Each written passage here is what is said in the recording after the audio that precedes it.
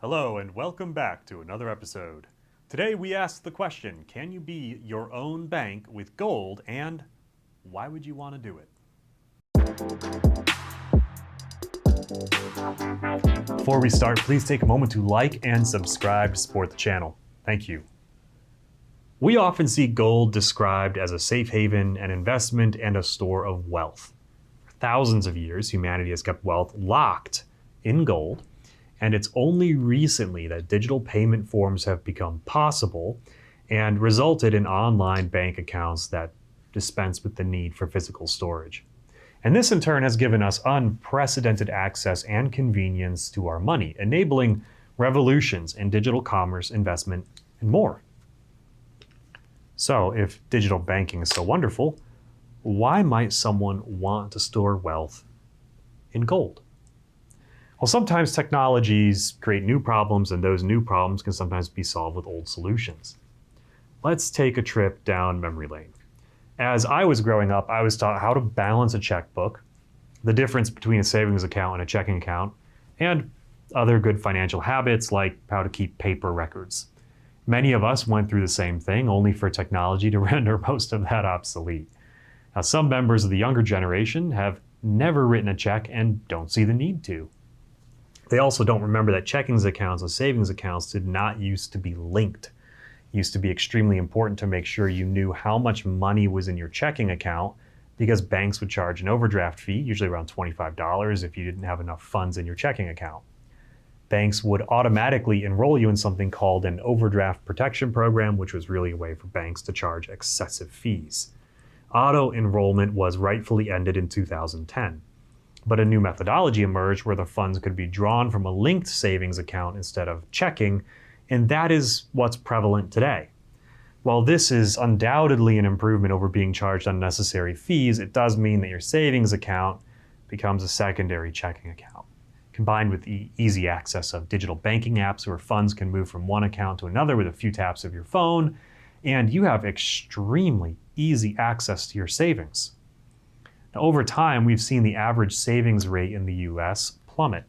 In the 1980s, personal savings hovered between 10 and 15% of disposable personal income.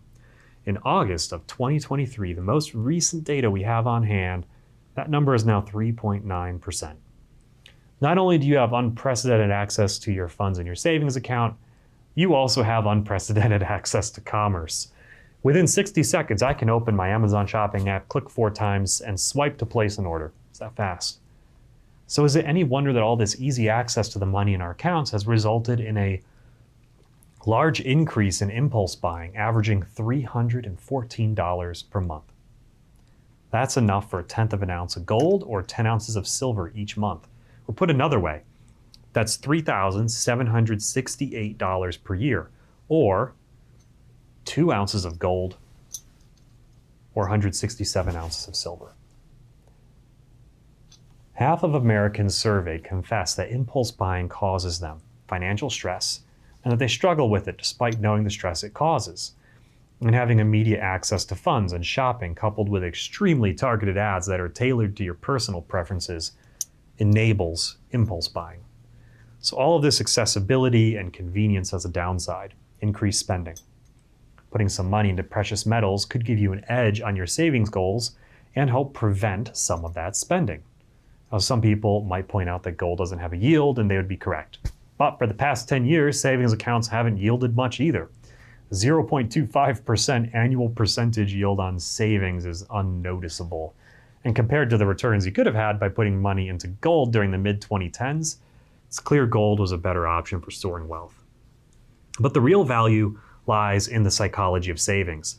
Storing wealth in gold is not that much different from earmarking your dollars by putting it into envelopes and labeling it, which has been a tried and true budgeting tactic for many, many years. Being forced to look at a physical representation of your spending power and deciding to eliminate some of it for something can be a powerful tactic to prevent thoughtless spending habits, especially if you need to convert gold into fiat currency to make a purchase. Let me give you an example. Let's say these 5 gold coins represent about $2,000 each. Football season is on us, and you've Been thinking about getting a new sectional couch to enhance the gameplay experience. There's one you've got your eyes on, and it has been following you around in ads since you saw it. You can't stop thinking about it and how great it would look in the living room. If all your money is in a digital account, it's very easy to just check that the funds are there and hit purchase. Digital money is just an abstract idea. The numbers will decrease, but you'll still have a good amount of money in there, right? Now compare that to taking this gold coin and selling it to buy the couch. Of the 5 gold coins you have here, 4 are now left. That's a much more powerful way of looking at your money, and the effort it will take you to go sell your coin and turn it into a couch pretty much guarantees that you're going to think before you make the trip. The impact of seeing your money in a tangible form encourages saving. It's a very effective method for budgeting and saving, and it helps to discourage impulse buying. I referenced the envelope method previously, and again, I think that's a fine method too. The one advantage that storing wealth in gold has over dollars in an envelope is that the dollar is guaranteed to lose value every day. It's been losing value for decades.